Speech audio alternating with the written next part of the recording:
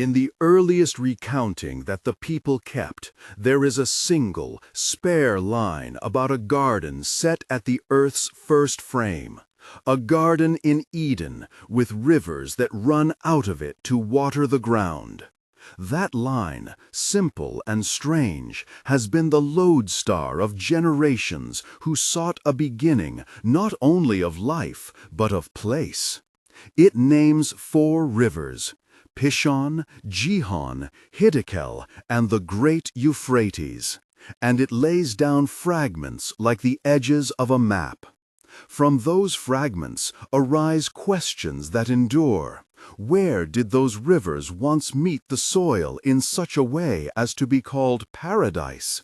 And what remains now of the ground they watered?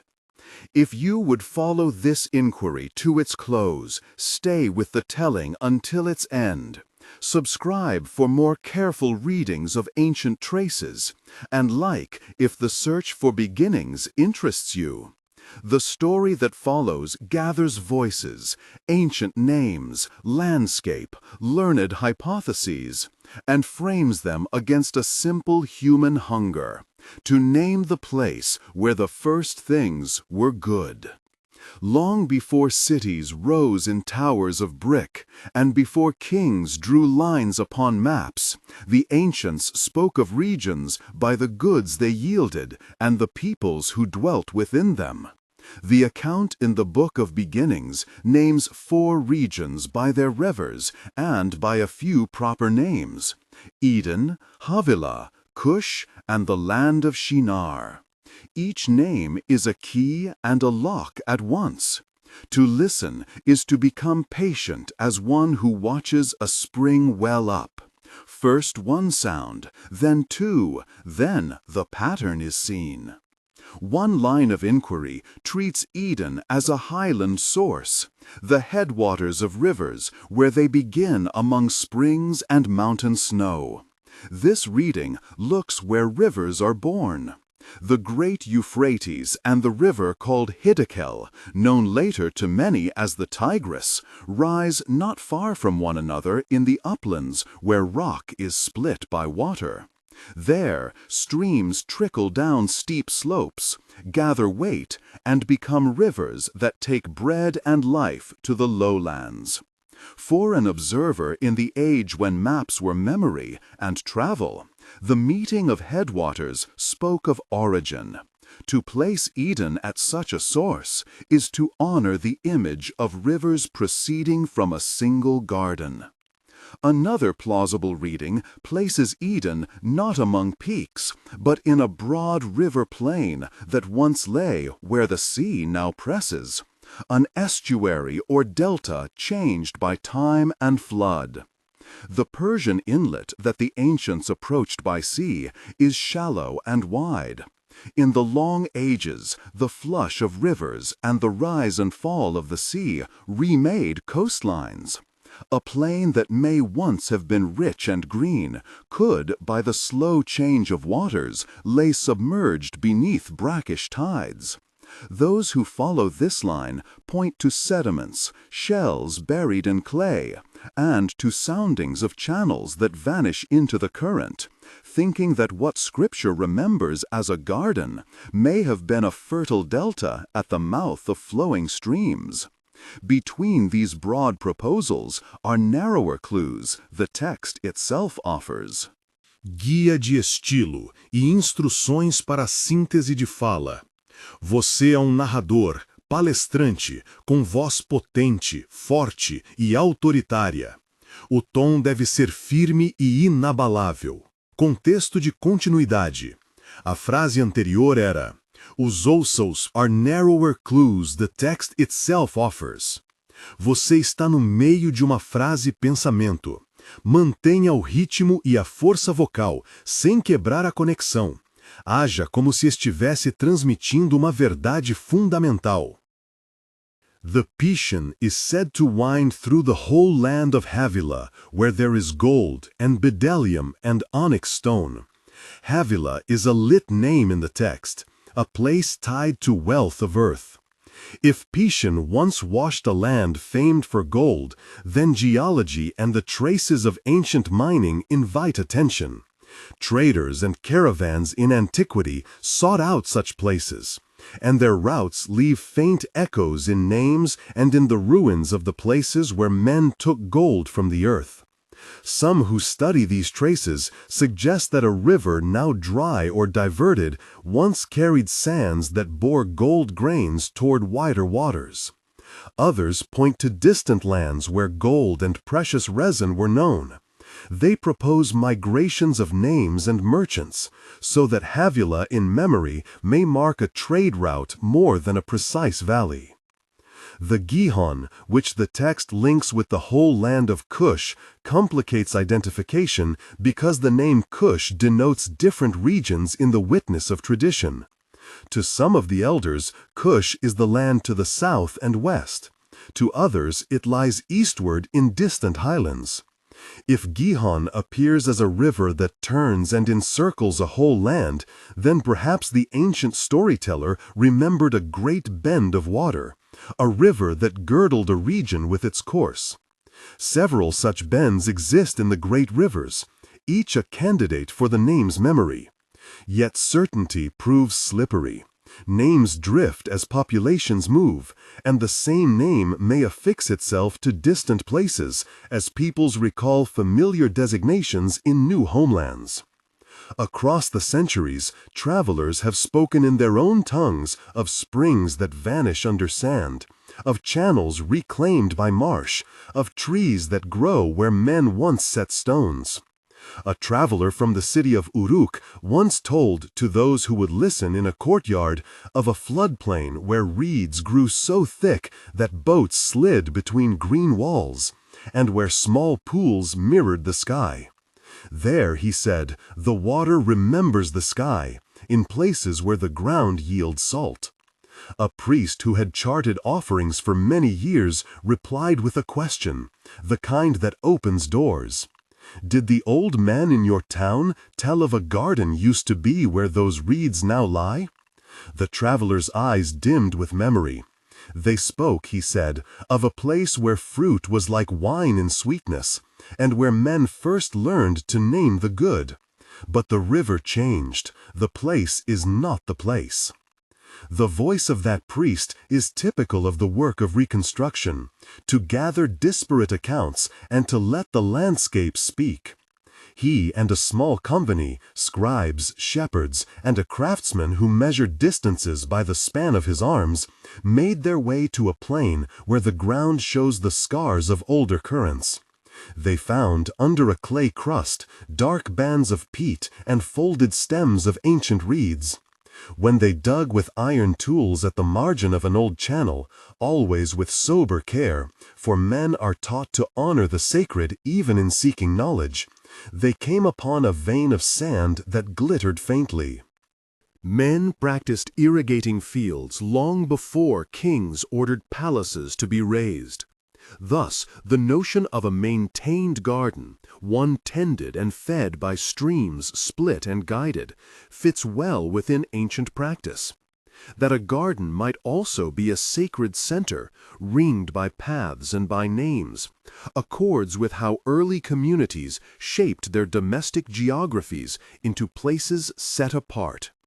Yet, while technique can make a garden possible, it cannot fix Edens precisely. Earth moves, languages shift, memories graft.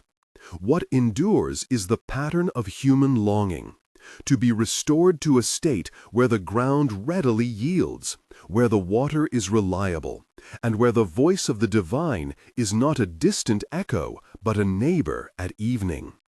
In observing the candidate sites, scholars are sometimes struck by how the terrain itself seems to offer metaphors. A plain that holds water like a bowl, a spring that spills into many channels, a valley where the morning frost lies longest, each a living image for the theological memory of a lost closeness. As the inquirers trace old channels and read the worn names on clay tablets, they also reckon with the social threads tied to the search.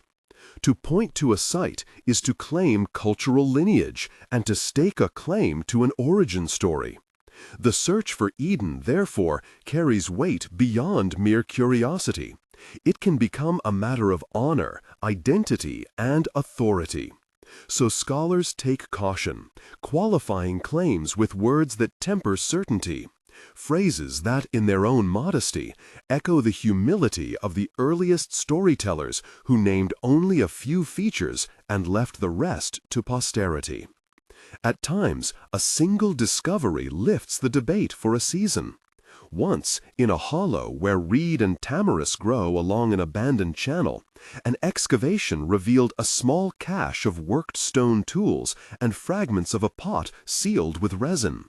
Radiant under the sun, a thin smear of ochre clung to a shard in patterns like the bloom on fruit. The finders were careful. They dated nothing publicly without elders and scribes, and asked the merchants who passed which names the old men used. Rumors spread. Perhaps here lay a touchstone of the earliest domestic life. Perhaps the shard was the relic of a household that had nothing to do with Eden. Either way, the discovery fed imagination and the desire that tangible traces might confirm the story.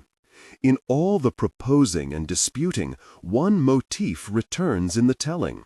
The garden is remembered for multiplicity, of rivers, of goods, of life. The fourfold river image may be less a cartographic certainty than a way of saying, in an ancient register, that the place in question stood at the axis of water and wealth and the first cultivation. It speaks to an original ordering in which water was plentiful, the soil was tilled, and human labor met divine provision in a partnership of tending and blessing. The narrative of search, thus, becomes not merely a quest for coordinates, but a meditation on how a people hold their past. To stand at the mouth of a vanished channel and to imagine fruit hanging thickly from trees is to enact remembrance. To read a name like Havilah and to trace on a map where gold could have lain is to practice fidelity to text. The scholars who sift through such clues do not pretend that their findings will fully recover what was lost. Rather, they seek to bring into clearer light the moorings of a story that has shaped worship, law, and the human imagination. When dusk falls on the plain and the gulls wheel low over the brackish-looking water, an old teller will sometimes come forward to weave words that sound at once like history and like prayer.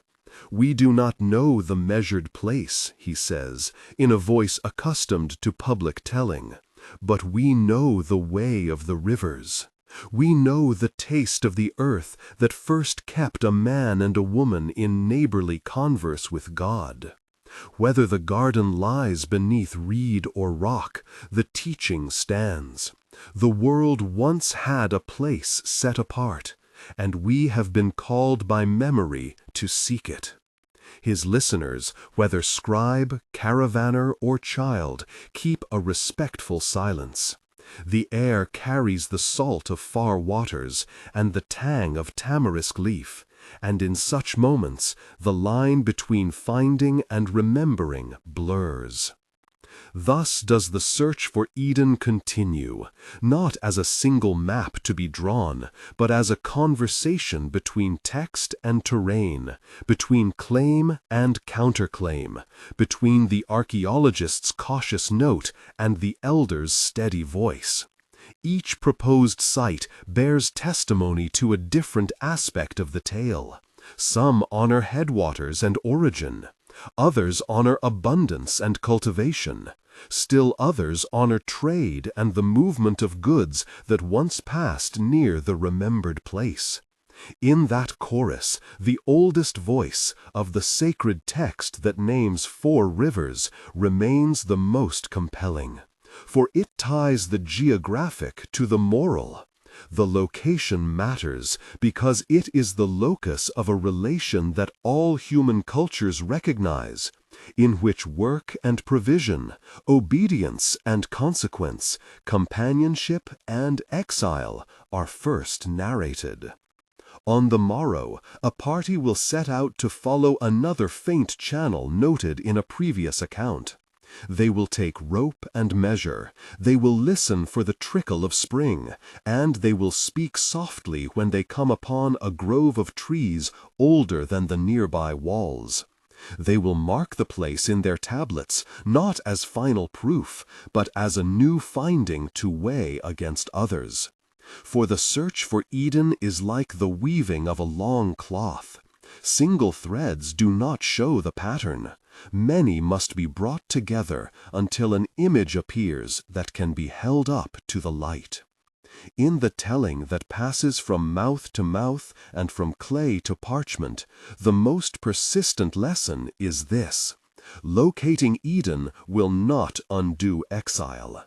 No map, however finely drawn, restores the quiet walk in the garden at event time. "This sort of rim," said the younger scholar, who kept a neat hand in making his notes, "might belong to a jar of resin or oil, tradeware perhaps. Someone drew water here and left their vessel." "It is always both," the elder replied, "trade and devotion. Men carry what they need and leave what they must. A place of water becomes a place of meeting." They set down their cloth and made a rough shelter, not to remain indefinitely, but to honor the pause. The scribe unrolled a waxed tablet and, with ink and steady hand, traced the curve of the channel and the hollow where the spring rose. Others marked the flora, tamarisk, reed, a willow stump, and the place where the soil bore a higher salt. Every mark was a small liturgy, notation, observation, and offering of witness. At mid-afternoon, when the sun lay inclined and the shadows of the reeds stitched the sand, the elder called them close. He spoke of women who once sang by wells, of merchants who bargained in the shade of tamarisks, of shepherds who turned paths into prayer. His voice did not claim Eden, it set the found spring beside the memory of a garden. "Whether or not this was the Pishon," he said, "we have found a place where life paused to wait for a hand. That is enough to teach us how to tend." A dispute threaded through the party, quiet as wind among leaves. Some sought to press the finding into the catalogue of conclusive sites. Here was proof to be pinned to maps and made to speak with the authority of names. Others argued for patience. This hollow was only one more thread. The young scholar who loved outlines and tidy endings wished for certainty. The caravaner, who had watched years dissolve in mirages, preferred the open question. The elder's smile bridged them. He had the skill of people who live long enough to know that a single day must not carry the burden of all days. Night fell with the water's hush. They fed the small flame and broke bread, and, under a spread of low stars, the child who had first gone quiet traced shapes in the sand with a stick. He drew a circle, a line curving away from it, and then a small cross where the line met another line. The elder, watching, bent to say nothing of measurement or name, but of watching. "You have drawn the beginning of a map," he murmured, "and the heart of a story." In the morning they would follow the channel farther, probing where it forked, and bringing the rope and the measure for a deeper trench. For now they wrapped the pottery, covered the bronze flake with cloth, and laid the scribe's tablet within a leather case. Each small act of care felt like tending a memory that might yet teach how to live in what remained of the earth. As they rose to leave, the spring in its hollow shimmered, and in that light the elder paused and seemed to look not at the water, but through it, to a time when keeping watch over a garden had been a simple duty of companionship rather than an impossible task of restoration. As the sun dropped toward the shoulder of the sky, the channel widened into a shallow basin where reeds made a curtain. Inside that curtain, a fig tree leaned as if listening, its leaves ragged but still green.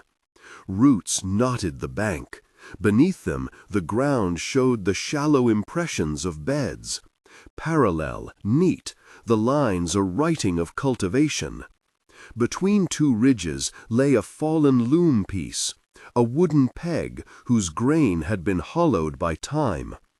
The child, who until then had been content to watch and draw in the sand, crouched and pressed his palm to the earth.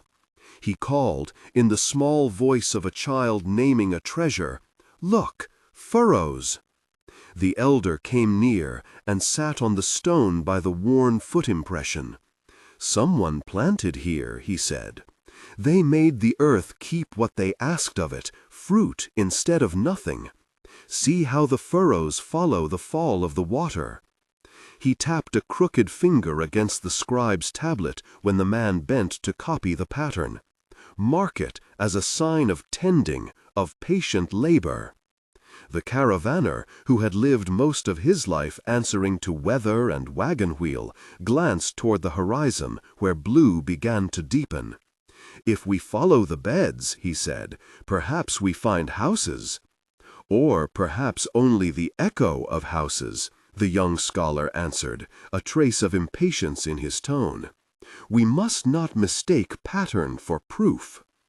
They argued gently, not because discovery had filled them with hunger for finality, but because each believed the work of the day should have some closure. The elder listened and let the argument be a way to lay out different faiths. Faith in record, faith in story, faith in the slow, soft insistence of memory. At last he rose, and with a measured air that belonged to those who had learned to pace hope, led them along the line of furrows. Beyond the fig, a low wall appeared, almost entirely collapsed, its stones scattered like teeth. Here the channel ran closest, and where the stones had sheltered the roots, the scribe noticed a darker stain on a stone face. It was small, no larger than a palm, but within it the lime had kept a pigment that time had only thinned, not erased. They brushed it with a corner of cloth, and beneath the dull wash a circle of ochre pulsed like a held breath. "Paint," the child whispered. The young scholar crouched to examine it. "A symbol," he said. "Not a writing system we know, but a sign that this was a place of making, of named things." They moved the larger stones carefully to look for entrances. Against one upended slab, a scoop of earth disclosed the lip of a shallow cistern. It was not deep, and its rim had been tiled with small glazed fragments. The colors were muted greens and blues, but in the warm light they caught and returned a small, stubborn gleam. The caravaneer fetched a rope, and, together, they cleared the mouth so that moonlight could fall into its hollow. At evening, smoke rose from the cooking place, and the little group set their pots. The child pressed his small drawing into the scribe's hand. The circle he had drawn earlier, the path, the cross where lines met, and now a small dot for the fig and a broken line for the wall. The scribe folded the parchment around the sketch as if closing a prayer against the rain. Night carried a different vocabulary of sounds: the reed's sigh, the cry of an owl far off, the distant shift of sand as some small animal tunneled under the bank. The elder, his face a map of the roads he had walked, spoke not of great events, but of duties. "We must remember," he said, so softly that only those nearest could hear, "that when we speak of restoration, there is always the danger of thinking we repair for ourselves alone. To restore is to invite others to a table they may not yet have found." "Others?" the young scholar asked, slightly curious and slightly cautious. "Those who will inherit the fields we set aside," the elder answered. "Those who need the habit of tending more than the recovered sight of land. We do this not to leave a monument, but to teach skill and restraint, and to align our hands with what the place can supply without being exhausted." The caravaneer looked at the fig tree, and then at the rope coiled by the cistern. "If it will teach the habit of tending," he said, "then let us make a mark not only in tablet, but in action. In the morning we will measure the beds and rake them. We will plant seeds in one row, and see what the land gives." A small, practical plan, but its promise stretched beyond logistics.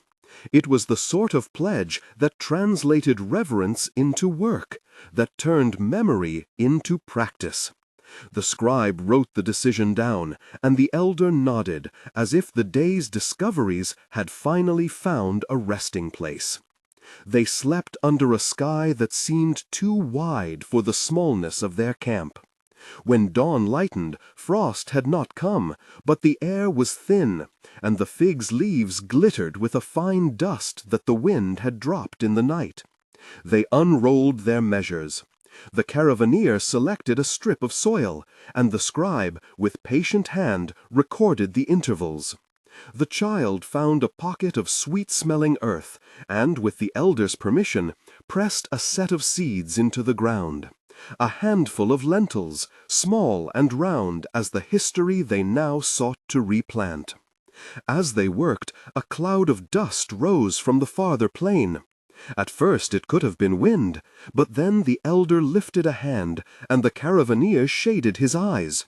And there, resolute against the light, two figures appeared, riding, small and determined, their silhouettes edged by travel. They drew closer. Not merchants, not soldiers. They carried a staff at their saddles, and on their backs bundles wrapped in cloth. One was older than the other. The elder among them had silver hair tied back with a strip of leather. And his companion was young, his face the sort that had not yet decided whether to harden or to yield. When they reached the camp, they dismounted and bowed with the ordinary courtesy of travelers who know wells are shared. The younger spoke first, in a dialect none in the party recognized exactly, but whose sense the elder caught like a familiar chord. "We followed the old road," he said, "and the road sent us here." He indicated with a sweep of hand the channel and the tiles. "We thought maybe some kept watch." The elder's eyes brightened with a mix of relief and caution. "Keep watch?" he echoed. "Yes," the stranger answered. "Where we come from, they used to speak of a place that held a spring against the forgetting. We thought perhaps this was that place. We carry word. No, not word exactly, only the hope that others will know when they see the work of hands." The caravaner stepped forward and offered water from their shared skin. The scribe made a slow move to undo a bundle and show a map, crude but honest in its lines. The young scholar rotated, absorbing the possibility of another testimony. The meeting was quiet and simple, two parties recognizing in each other the same basic question: what to do with a place that remembers. The elder listened to their tale, of small villages a day's travel to the east, of women who still sang at certain nights, of a teacher who taught children to mark the seasons with planting. And then he rose as if a decision had been seeded within him. He looked at his own small band, at the fig tree and the shallow cistern, and finally at the pair who had come. "If you have songs," he said, "and we have records, then let us meet and teach. Record can give voice to song, and song can give heart to record. Both are necessary." The young rider's face opened, and the older at his side, who had watched many things, and whose hands were calloused, took off his cap and touched the fig leaves as if in blessing. "We will stay but a little while longer," he said, "and then we will go to those who taught us to sing, and we will bring them your care." They struck a compact there in the light of mid-morning, to measure, to plant, to teach, and to carry news. No plan for conquest, no claim for a single name upon the place, only a shared agreement to keep it alive through modest acts. The elder smiled, and the caravaner, who had spent years answering to the immediate need of wagons and weather, felt in that smile an ease he had not known in a long time. When at last they tore themselves from the fig and from the cistern to continue along the channel, the child lingered and traced another circle in the sand, then connected it with a line that led outward. The elder watched him, and with a voice that contained both instruction and benediction, said only, "Keep drawing maps, little one. Maps remember where to begin."